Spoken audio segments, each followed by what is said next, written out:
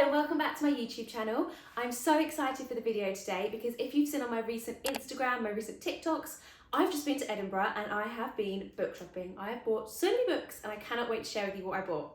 So the first book I bought was Romantic Comedy by Curtis Sittenfeld. I actually hadn't heard of this book before going to Edinburgh, but it was everywhere in the airport and in the bookshops. Clearly very popular, it's a bestseller at the moment. I'm not sure if it's a literary fiction or a romance. I think it sort of is in between the two. It's meant to be very funny though, so I'm very excited to read it. And I just wanted some more sort of light, fun reads for summer. I've read a lot of fantasy over the winter and now I'm just ready for like summer fun. And this is sort of about a woman who's like sworn off men, I think, and then there's this guy and she hasn't sworn them off anymore. So yeah, sounds like it's gonna be a romance, we'll find out.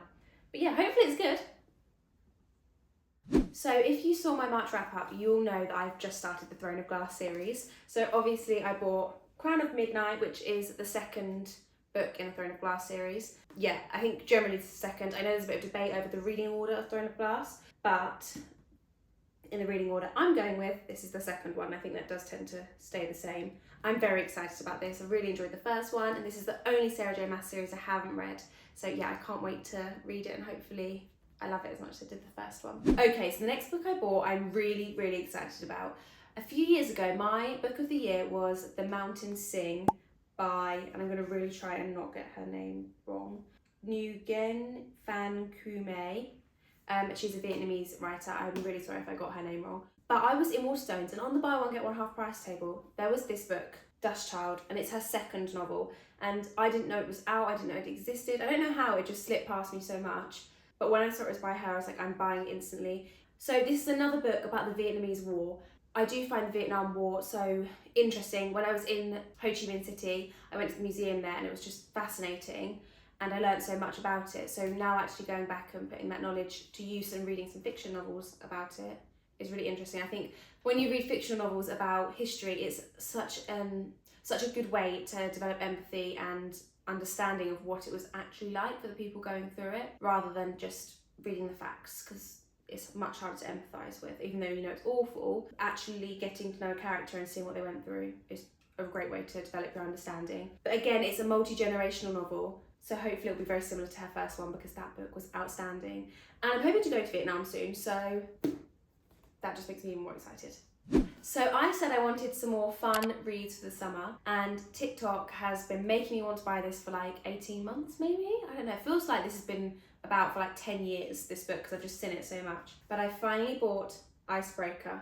It's an ice hockey romance, and ice skating, figure skating. I don't really read sports romances actually. Maybe it's going to be the flavour of the summer, because I'm doing the F1 reading challenge, which I think has been launched on Instagram by Reading by Molly. I'll put like a little pop or a link below for her page. But part of that challenge, you have to read a sports romance. So here's my sports romance.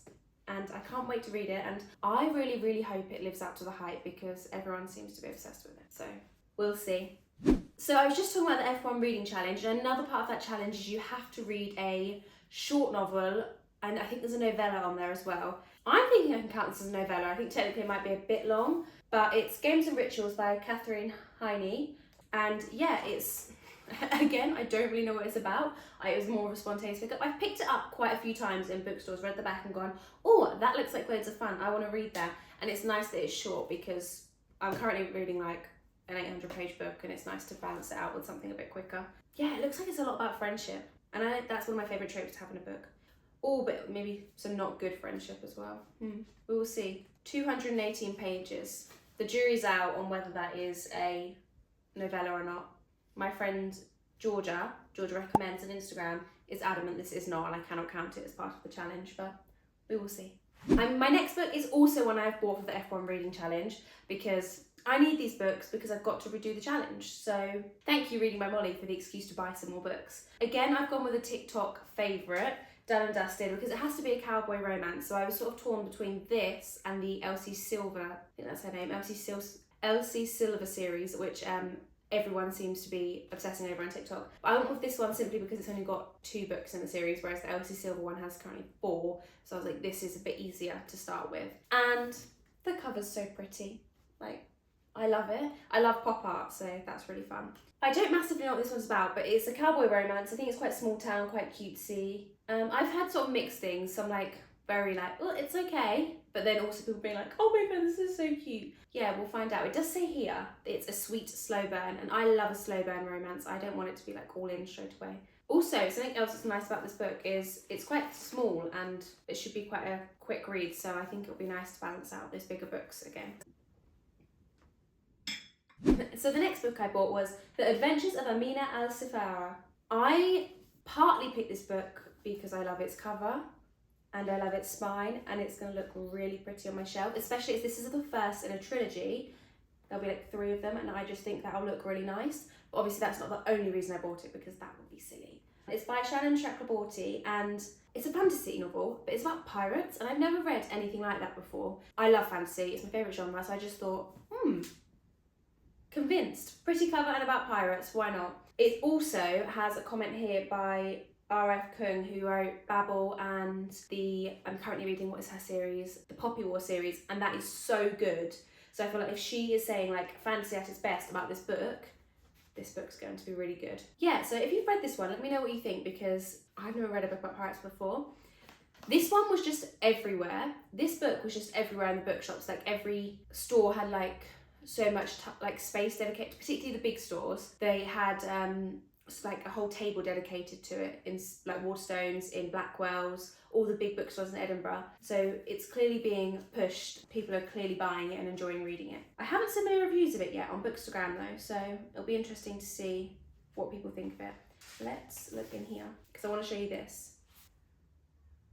It's a really pretty map. So yeah, from this, I'm actually picking up that it's low fantasy, it's based in our world, rather than being high fantasy and having its own world built up. I haven't read much low fantasy recently, so I'm looking forward to doing that. Okay, so the next book I have bought, I am so excited about. I think this is my most anticipated book I bought that I haven't started the series of yet. So if I've started the series, it's different because obviously I'm already in the world, I already know what's going on. I'm really, really excited. But this book, I have just heard everybody absolutely loves it. Binding 13 is the first book in the Boys of Tommen series by Chloe Walsh. It's massive, especially for a romance. I find that romances generally are shorter. What's this? Let's look how many pages it is. Yeah, it's 800 pages. That is an enormous romance. Yeah, I'm just looking at my shelves. None of my romances even compare in size to this. Yeah, I have no idea what to expect. How is so much going to happen? Oh, it's a rugby romance. I've literally said in this video, I've never read a sports romance before, and I bought like 3. I could have used this for my F1 challenge. Oh well. I think, and don't quote me on this, I think this is sort of a friendship to lovers story, which again, I haven't read much of recently. Been very much over the past year, like enemies to lovers, that's what I've been enjoying. So I'm looking forward to trying something new. And just because this book is so hyped, it's like, this is probably the only romance I've seen recently that's not like Emily Henry or like Icebreaker, so yeah, ready for my summer vibes. I'm not loving the cover though. It's a romance, which is totally summer vibes, but this cover doesn't do that. I've seen the American covers and they're so much nicer. This sort of does make me a bit sad. It's very red and aggressive on my romance shelf, which I want to be like pink and pastely. So it better be worth it. And it's 800 pages, so it needs to be good, because I'm going to be very upset if I've read 800 pages of not enjoyment. We'll see. So the next book I bought was A Day of Fallen Night. It's a prequel to The Priory of the Orange Tree, that's what it's called, which I've got here. This is the first one, if you haven't read it, and this is the second one, but this is a prequel, and I think it's actually set like 1,000 years before, maybe like a few hundred years before. I do think it's 1,000.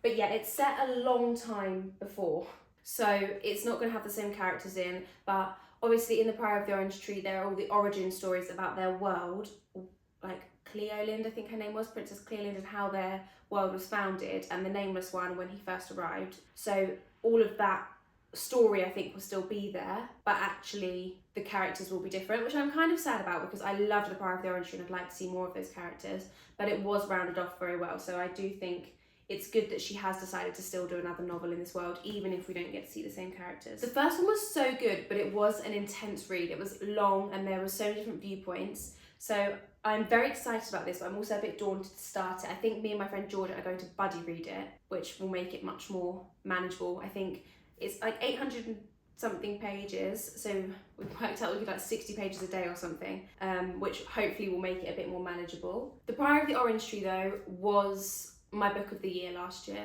alongside the Crescent City series. So yes, I'm very, very excited for this. I hope it is as good as the Priory of the Orange Tree. I also met Samantha Shannon in the summer and she was so nice, like she's just so lovely, which makes me love it even more. I do actually, and this is really bad, I already own this book in hardback because I wanted her to sign it, but I'm not reading this book in hardback because it's too heavy. And obviously I have the other one in paperback, so I need them to match. So I now own 2 copies of this book and I'm finally going to read it. I'm scared that it's not going to be as good as the other one. I really, really hope it is. I'll let you know what I think. So this next book is my most anticipated read out of all the ones I've bought. And it is Magnolia Park's The Long Way Home. I'm so excited. Like, the first book I loved so much. I don't know why it's taken me so long. Well, I do know why. It's because I only buy books in bookstores and it took me so long to find Daisy Hates. Yeah, I found Magnolia Park's The Long Way Home really, really quickly. So now I get to read this. I enjoyed Daisy Hates, but for me the story was nowhere near as good as BJ and Magnolia, and I want to know so much what's happening with them and where it's going next. I genuinely cannot wait to read this. I just want to hide and read it right now. This is definitely going to be the first one I read out of all the books I've bought. The cover's green. I think that's a bit rogue. I don't have many green books at all. I'm kind of sad because I really, really like the American covers, but you can't get them in the UK. And the newest Magnolia Parks, I have seen like the American cover in UK stores. I haven't seen any American covers in UK stores of this book, but obviously I've started collecting them in these covers now, so I have to get them so they all match. I really want Magnolia and BJ to get back together and live happily ever after, but considering there's still another book after this, I don't think that's going to be happening in this one. We will find out. So that is my Edinburgh book shopping haul, all of the books I bought. I think that's 11 in total. Wait, I forgot one. Okay, so I forgot one. I also bought Nothing Special by Nicole Flattery, and I bought this because I really wanted to buy one book that I had not heard of at all before. Every time I go book shopping, like on a big book shopping book haul, I try and buy one book I've not heard of at all. Ever since I read Darling by India Knight, I'd never heard of it, and it ended up being like one of my favourite books I read last year. So yeah, I bought Nothing Special by Nicole Flattery. It is basically about a girl who goes to work for Andy Warhol, and I studied history at university. I love like art culture and the lives of artists. So I'm hoping that it will be really interesting and give me a bit of intro into that world. But it's also a coming of age story, which is fun. I really enjoy them. So yes, I'm looking forward to reading this one. And I feel bad that I forgot it. So that is all the books I bought in Edinburgh. I'm so excited to read them. Comment below which ones I should read first, if there are any that are your favourites. And obviously this is a new channel, so please like and subscribe to help it grow. See you soon!